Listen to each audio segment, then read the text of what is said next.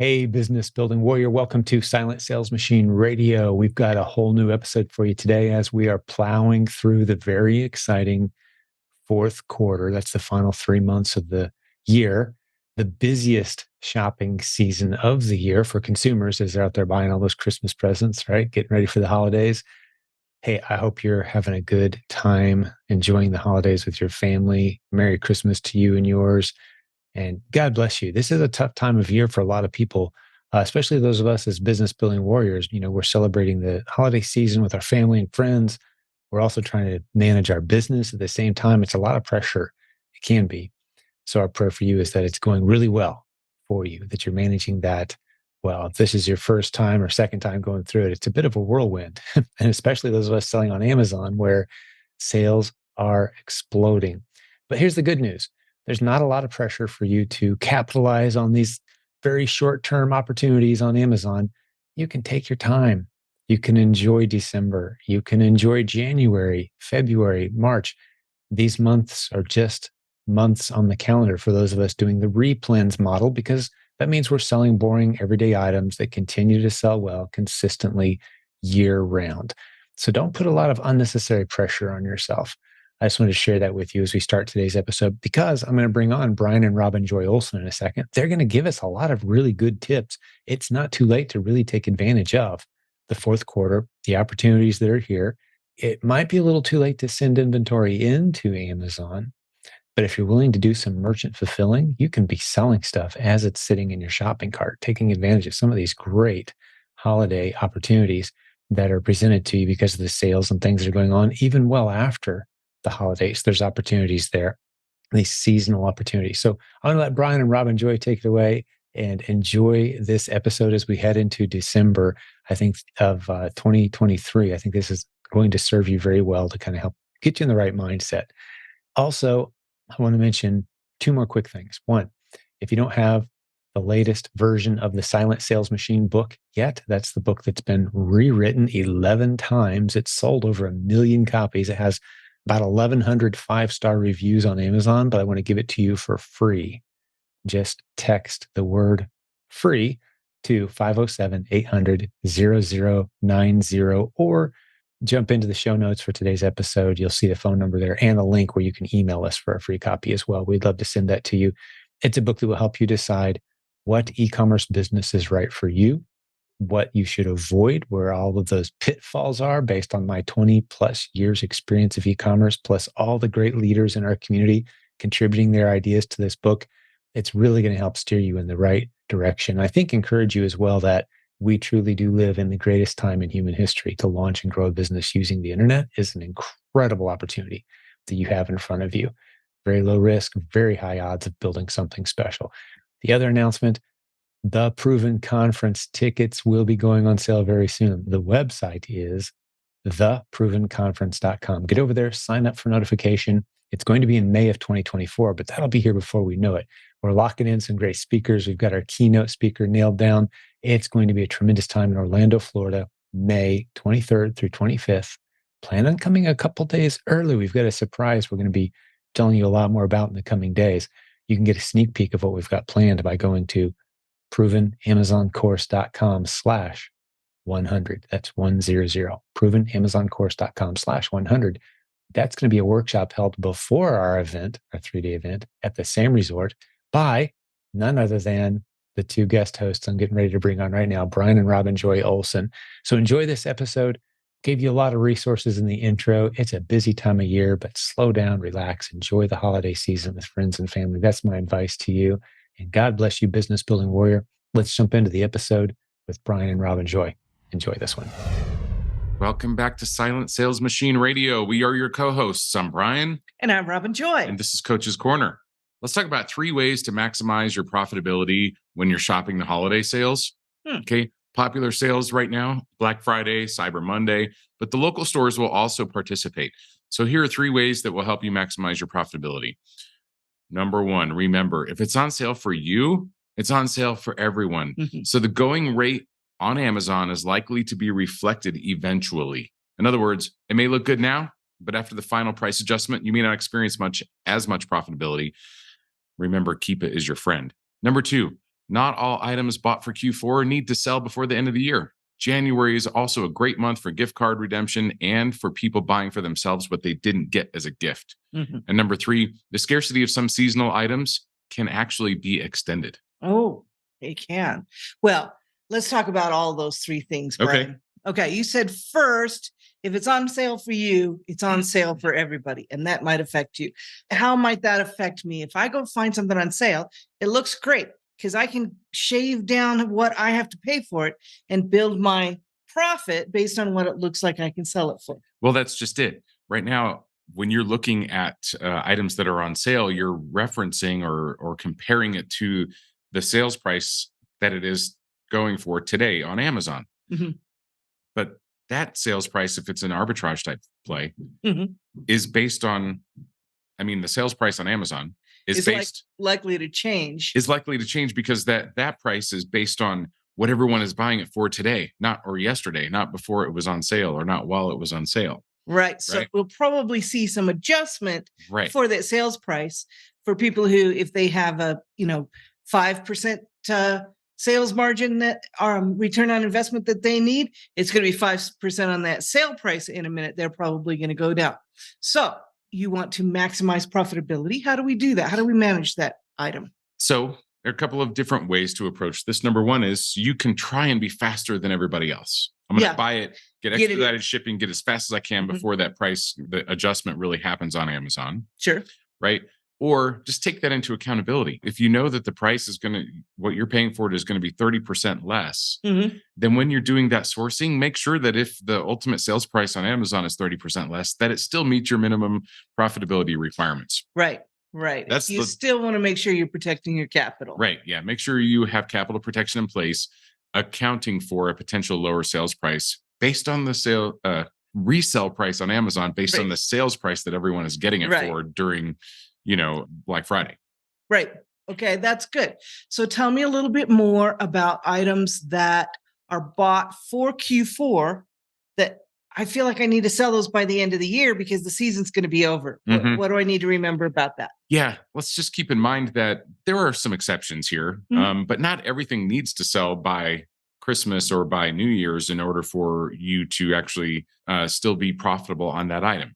Some exceptions. If you're buying Christmas lights, right? If you're buying a Christmas decor, those things are absolutely going to tank and slow down after, about the 20th or so of December. Probably. Right? Yes. You can still sell them, but you might have to put them on a fire sale in order to get them gone because people are worried about packing up what they already have, not buying new stuff. True. Okay. People do buy things after the first of the year, though. I think they expect them to be heavily discounted a lot of the times.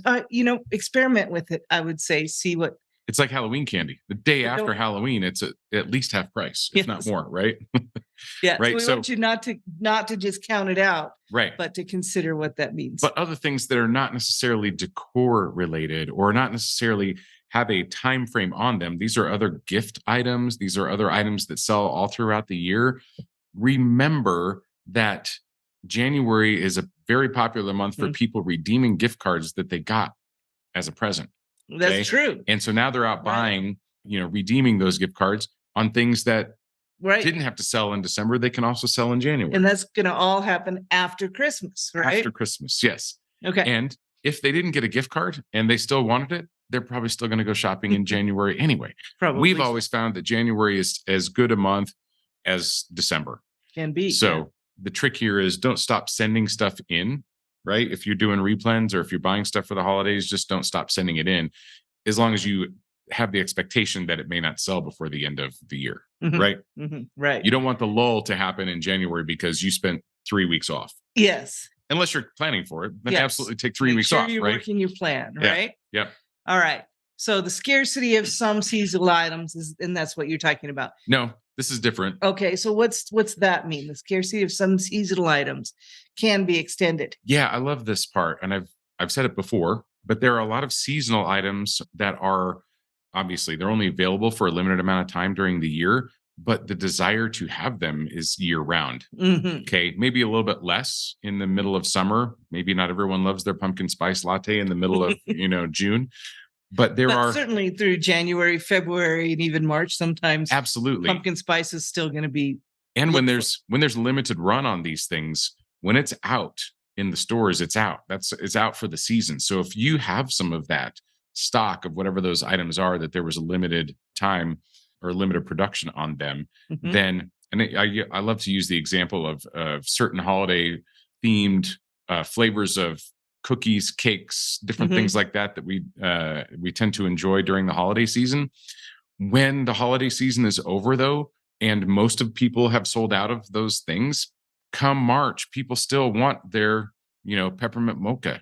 And if you still have some in stock, then you will sell it. That's right. Right. That's right. So that's what I mean that's what I mean by the scarcity of some of those seasonal items. I like that. Okay? I like that. So that's good stuff. Sales can be a great way to grow your inventory, but don't forget to potentially adjust your strategy accordingly. Good plan. All right. I want to talk about 3 ways that your sales aren't picking up when you expect them to. So you want to ask yourself some questions. How many of the items are available in the Prime window?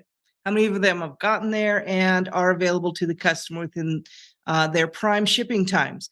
Has it been 8 to 10 weeks since you shipped those items in? Have your shipments been consistent or sporadic? And then one more that I want to talk about as bonus is it Q4? Because things might be delayed in Q4. All right, let's unpack that a little bit. All right. What do you mean when you say are items available in the Prime window? Okay, so the Prime window is when I, as a shopper, expect to get my item within 48 hours. You'll see that sometimes Amazon goes ahead and puts things up for sale, but it says in their Prime, FBA items that would be eventually Prime, but they're not quite ready to ship those out within 48 hours. This is something that happens in different places. This is where the multi-dimensional buy box comes in a lot of times, because it might be available in 48 hours to me, but not the person that's actually doing the ordering across the country. So the Prime window I'm talking about is, can I get it within 48 hours? Is it in that Prime window? And how would I know if my items are available in the Prime window? If you look at your items and see that they're available, and they're available within 48 hours, not 4 days, 5 days, 6 days. They're available within five days. I would consider those within the Prime window. Or if they're in your available column in your manage all inventory. That's what I was going for. Yeah. Yes, that is usually the way I look at it, because it might be available for some people, but not others. But I can tell that it's available for someone if it's available in my manage all items in the available column. Right. So your manage inventory in Seller Central. Yes. The available column, available units column is there by default. You can also add other columns relative to your inventory that will show you, like, if things are an FC transfer or customer ordered or what have you. But available is the key factor there. Agreed. All right. Agreed. Good. Why do I have to wait 8 to 10 weeks after I sent my shipment? What the heck? Well, so you want to be sending shipments in every week consistently. And it will take several weeks before those first ones become available to the customer, especially within the Prime window. So think about how this works, Brian. If I'm ordering things online, I'm going to go and find, do my sourcing. I'm going to find ASINs that I want to test. Then I'm going to have to go and purchase those items. That's going to take a little bit of time. But at that time, I'm going to wait for them to come in. And that may be a week or 10 days, depending on what time of year it is. Maybe a week or 10 days. So there's the first week at least. Then I'm going to get them in, and I'm going to wait for a few of those to gather so that I can put them all into a box together. That's going to be another week at least, maybe 10 days. Then I'm going to send them to Amazon. That's going to take a week to ship them from my place to Amazon. Amazon might take another week to receive. So there are going to be several weeks before that first shipment really goes through all the process and becomes available for sale, where you can expect sale. Now, do sales happen before that time? Absolutely. But I'm not going to get paid until Amazon actually ships that item to the customer. It's not going to go into my account. So think about how long it takes to get those first ones in. Might be 8 to 10 weeks. Yeah, especially. There are a couple of things there. When you send it, like when it leaves your UPS store or the UPS guy comes to your house, gal, picks it up, takes it away. We're talking about, probably 7 days to get to the fulfillment center, the first one, assuming that we're not experiencing any shipping delays. Then Amazon is going to take those items. Sometimes they'll put them all basically on sale as soon as they receive them. But Most some of of the time. them, they're not going to be available. They're not going to be in that prime window. Right. They'll show it as available to a client 3 or 4 weeks into the future. And so when we are talking about 8 to 10 weeks, yeah, you might get some of them right. A couple of, let's say you sent in 6, one of or 2 of them might be technically available within 2 weeks. The rest of them are on a truck somewhere going to their final destination. Very and often while that people can happens. purchase them during that time frame, they're not until they get in the prime window. That can take the full length of time, right? The full length of time, which is what we're saying, 8 to 10 weeks. Exactly. Yeah. Exactly. And I wanted to add to that, and this is something that Jim's been teaching us as well. It's probably, I believe, that the customer is going to be more apt to buy the one that's quicker available than the one that's less expensive in most cases. Yes, you're right. And this is why you can sell above the buy box. That's right. That's right. So there's a little bonus as well. Okay. I got a couple of bonuses. Right. All right. So what's the next one? So talk about consistency here. I think consistency key is one of these words Brian that likes the word, the new made up word by Brian Olson, consistency. But why is consistency important in your inbound with your shipments? So here's what happens, Brian. If you're not consistent, you're going to see a lull. If I send in a shipment every week for 8 to 10 weeks, then all of a sudden I'm going to start selling items every week for the next however long I'm consistent in sending in. But if I'm sporadic and I send in a few this week, and then I go on vacation, and then I come back a couple weeks later, I send in some more. Even if I send in, twice as many because I was on vacation, I'm still going to see a lull during the time that I would have seen those sales, those items that I shipped in that second week. So if you're sporadic on your shipments, expect to be sporadic on your sales. That's the only way you can control sporadic results. Yes, exactly. So when I first started coaching, I put in this visual into a presentation that I was giving to my coaching clients in that first session.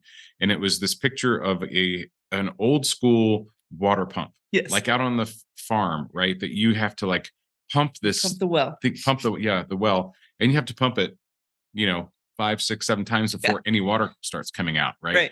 And if we pretend like those are weeks, that's kind of the same thing with where we might expect to see results from Amazon. And then if we take a couple of pumps off, if we know we're just trying to get consistent water out of the pump, but we take 3 or 4 pumps off, we know that there's going to be a lull in the water that is coming out of the spigot as well. Right. And this is the Amazon beast, right? This is the rhythm of the beast that you start to get in tune with eventually, but consistently sending in shipments is going to ensure that there's consistent water coming out of that spigot. That's right. If you stop pumping that pump, even for a minute, and the water runs through the cycle, you're going to have to start all over. It's not just one pump and you get more water anymore.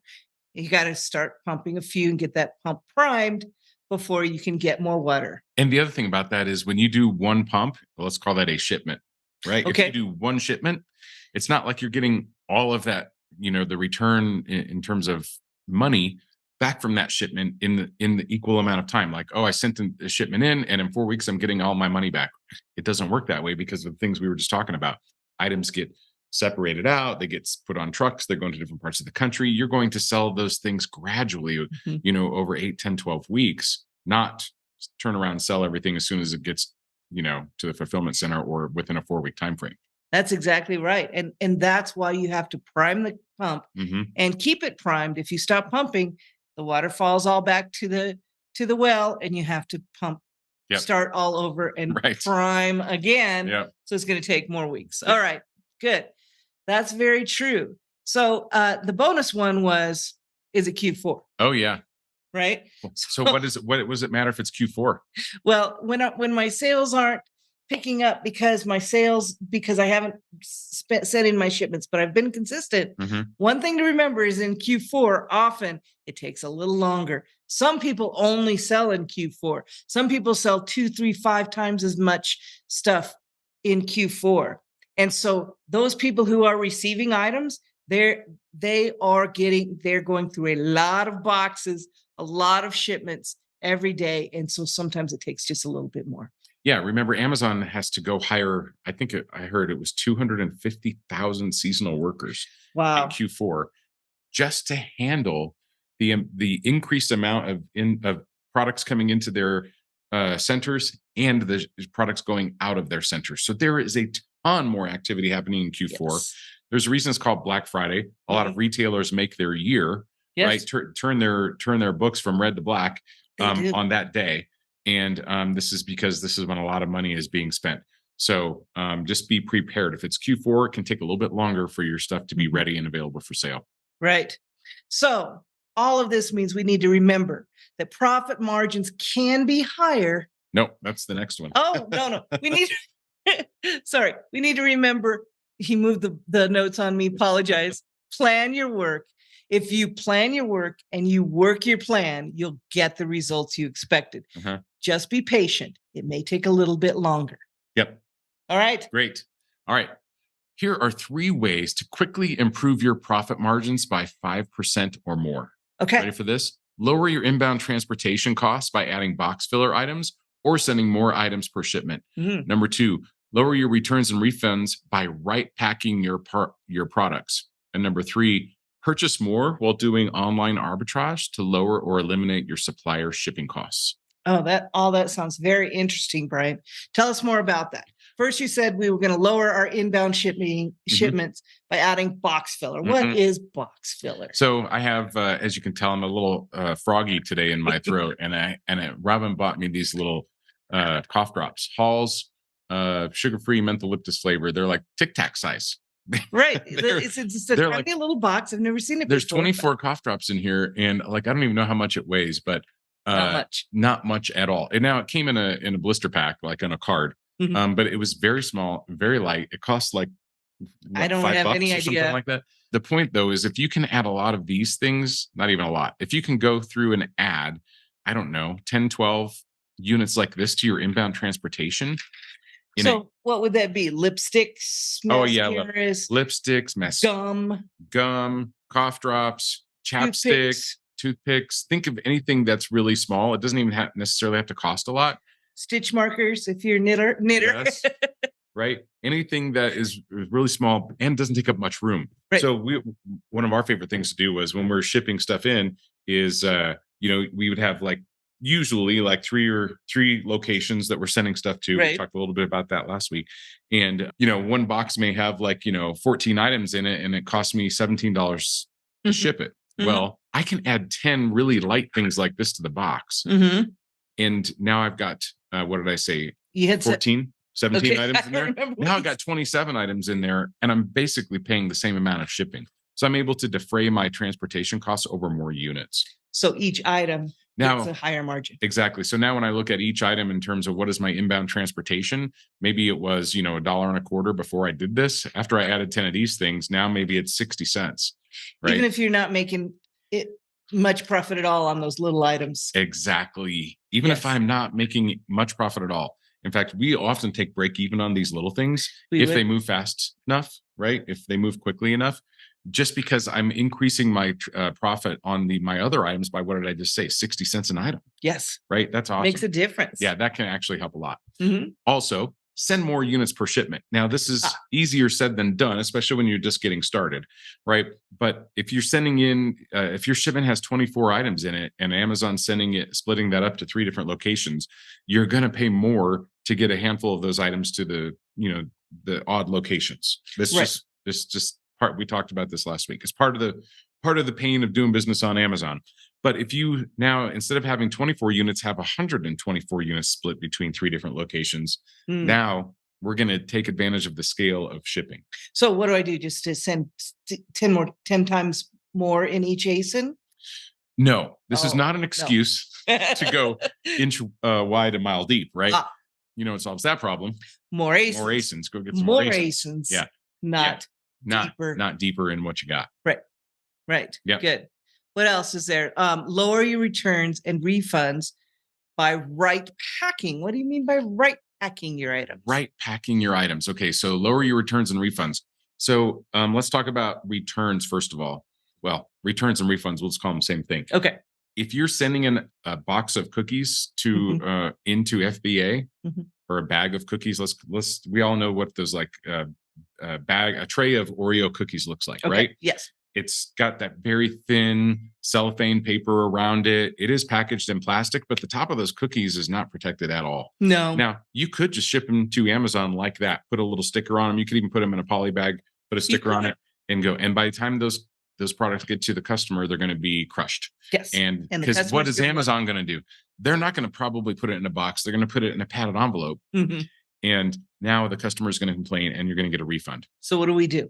So what we do is take those items, right pack them, put them in a box. Okay. Oh, I can put an individual item in a box that goes to the customer? You can absolutely put those items in a box. Now, you're going to have a marginal increase in cost to make that happen. Yes. But you won't get the entire refund as a result. Yes. Okay. The other thing I like to do is improve the unboxing experience. Okay. Yeah. It's one thing to just put something in a box. So let's say you're putting, it was a 6-pack, multi-pack of something, and you just put all things in the box and taped it closed and put your, do not separate or sold as a set sticker on there and your FNSKU label on there. Right. Upgrade that a little bit. Maybe give it a little more white glove experience for very, very little cost. And what I mean by this is maybe you put all those items into a poly bag that's nicely packaged inside the box and then taped closed. So things inside the box aren't just rattling around loosely in there, right? So think about ways that you can upgrade. Sometimes a tissue paper can do the same tissue thing. Paper could make a difference. We have to keep in mind what is actually going to scale. Right. Sometimes it's not feasible to tissue, paper every single box of the 300 units that you're sending in. But adding one more step, such as putting it in a poly bag before you put it in a box, can go a long way to making sure that your customer doesn't complain and ask for a refund. Agreed. I like that. So one other thing about that is right packaging your products. We talk about items sitting in the warehouse. It can get dusty, even if they're there for a very short period of time. Yes. Ask us how we know. We live in an apartment complex in downtown Denver. The parking garage is covered and secured. It's got garage doors and everything on it. And yet there is always dust on top of all the cars. Like you can tell a car that hasn't moved in a long time because it's got this, layer of dust on it. Yes. And that can happen in a fairly short amount of time, in just a couple of weeks. So keep in mind that your items may experience the same thing in an Amazon warehouse. So the last thing you want is to ship something in a box that gets covered with dust and stuff like that. And then it gets put into potentially a padded envelope or a box and then sent to the customer, and the customer gets it and it's all dusty.